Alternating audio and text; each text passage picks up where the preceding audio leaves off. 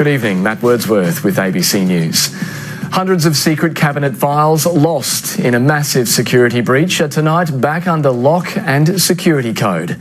In its scramble to contain the damage, the government's security agency, ASIO, has installed safes in 3 ABC buildings.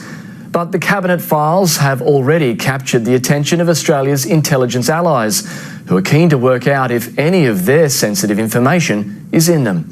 Our reporter Ashlyn McGee has followed the story to Melbourne. Security on wheels.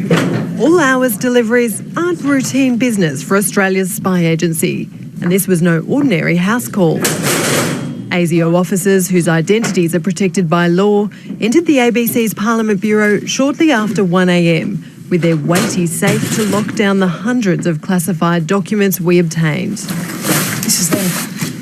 The files are staying in the ABC's offices, and the most senior of ABC management has access. Not only to one safe in Canberra, but another in Brisbane, and now a third in Melbourne.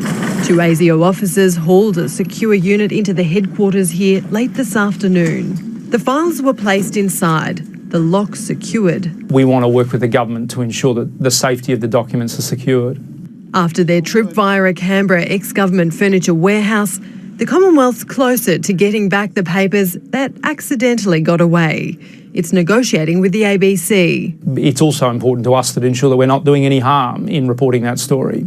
But reputational damage has already been done to those who were charged with keeping those papers secret, and at worst, to Australia. Sources have confirmed the security breach has been the subject of chatter among our intelligence partners. I mean, this is embarrassing for the country.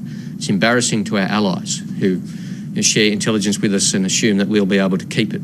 This is a blunder of massive proportions. Some blunders were rectified, though.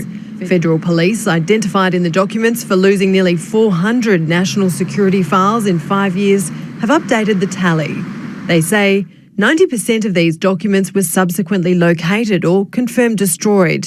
In the end, that left 33 cabinet documents unaccounted for between 2008 and 2013. They're presumed destroyed, but there is no official record to indicate the destruction occurred.